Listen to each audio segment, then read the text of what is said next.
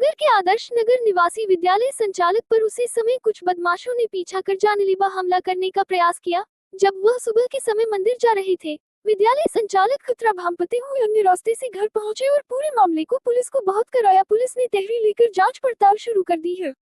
नगर के मोहल्ला आदर्श नगर निवासी आकाश गुर्जर ने थाने पर दी तहरीर में आरोप लगाया है कि 31 मार्च को सुबह जब वह करीब 4:40 बजे मंदिर में पूजा करने के लिए जा रहे थे तो मवाना और फिटकरी मागे के बीच कुछ बदमाशों ने पीछा कर उन्हें रोकने का प्रयास किया, लेकिन साथ में चल रही 2-3 बाइकों को देखकर वह हमला नहीं कर सके। मंदिर से वापस लौटते समय बदमाशों उन्हें रोकने का प्रयास किया, लेकिन खतरा भांपकर वो वहां से निकल गए और मवाना खुदे पुलिस चौकी के समीप से होकर जब मवाना खुदे पहुंचे तब वो लोगों को आता जाता देखकर हमला नहीं कर सके। इस बीच उन्होंने गाली गलौज करते हुए जान से मारने की भी धमकी थी। खतरा भांपकर वह अन्य रास्ते से अपने घर पहुंचे। आकाश गुर्जर ने पूरे मामले से पुलिस को अवगत कराया है। विद्यालय संचालक आकाश गुर्जर ने आरोप लगाया कि कुछ राजनीतिक व्यक्ति उसे पर जानलेवा हमला कराने की फिराक में है। उसके भाई की भी राजनीति षड्यंत्र के तहत सुरक्षा हटा दी गई है। पुलिस ने तहरीर लेकर जांच पड़ताल शुरू कर दी है।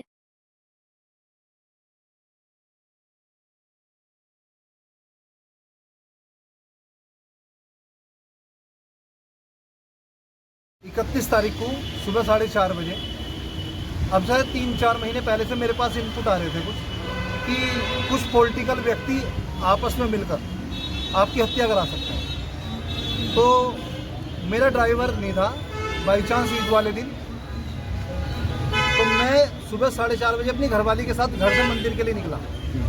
जैसे ही मैं मंदिर के लिए निकला एक गाड़ी हमारे पीछे लग जाती है यूपी 32 नंबर, और बाई चांस 2 अन्य बाइक जो अनजान थे, उनका कोई लेना देना नहीं इस मामले से, वो भी काफ़ी स्पीड से थे, हम भी लगभग 70-80 की स्पीड से थे। तो 3 बाइक एक साथ होगी जिसकी वजह से वो मुझ पर हमला नहीं कर पाएंगे। अब ये घेराबंदी 1-1.5 किलोमीटर चली, वो 3 बाइक एक साथ होने की वजह से वो गाड़ी वाले हमला नहीं कर पाए। उन्होंने एक बार हमें ओवरटेक भी किया, ब्रेक ले लिए, फिर भी परिस्थिति ऐसी नहीं बन पाई, हम तीनों फिर एक साथ निकल गए। फिर उन्होंने ओवरटेक करके वो आगे चले गए। फिर मैं 10 मिनट आगे फिटकरी कट से नीचे रुक गया, फ्लाईओवर चढ़ गए। तो ये सारी घेराबंदी होने के बाद उन्होंने दोबारा मुझे छोटा मवाना पुलिस चौकी से रोकने की कोशिश करी। हथियार उन्होंने लगा रखे थे, गाड़ी के चारों शीशे उन्होंने पर्दे से कवर कर रखे थे, और यूपी 32 नंबर गाड़ी थी।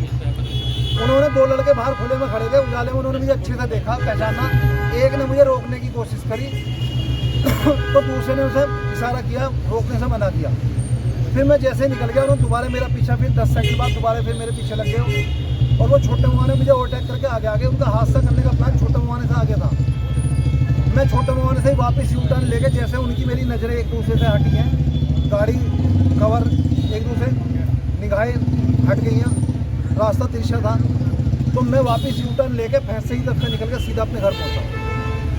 मेरी ना तो मैं प्रॉपर्टी का कोई काम नहीं करता, किसी की नौकरी लगवा के पैसे मारने का मेरे पैसे कोई दाग धब्बे नहीं है, किसी मेरी पर्सनल दुश्मनी नहीं है। मेरे अपना पॉलिटिकल मैटर हो सकता है। और 3-4 महीने से जो इनपुट आ रहे थे वो भी यही आ रहे थे कि लगभग 2 पॉलिटिकल व्यक्ति आपस में मिलकर वो तुम्हारी हत्या करा सकते हैं। और क्षेत्र जानता है कि हम धरने, प्रदर्शन, सामाजिक आवाज़ किसके लिए उठाते हैं। उन्हीं से संबंधित लोग, पॉलिटिकल लोग इस हत्या कराने में शामिल थे। कौन लोग हैं? मैं नाम नहीं लेना चाहूँगा, इंस्पेक्टर साहब को मैंने इशारा दे दिया है, बाकी समाज जानता है। आगे अभी उन्होंने हमें 12 घंटे का टाइम दिया है, लेकिन मवाना थाने में इंस्पेक्टर साहब को हमने 48 घंटे का टाइम दिया। 2 दिन आपके पास हैं। हम सोमवार को दोबारा, आज हम लगभग 100 की तादाद में 100 लोग, जिम्मेवार लोग आज इंस्पेक्टर साहब से मिले। अगर ये 48 घंटे में इस केस को नहीं खोलते हैं तो अगली बार हम हज़ारों की तादाद में थाने में आएंगे और यहाँ पे पूरा धरना प्रदर्शन, पूरा मामला। ये कब की घटना है और ये सोमवार की सुबह 4:30 बजे की ईद वाले दिन की घटना है।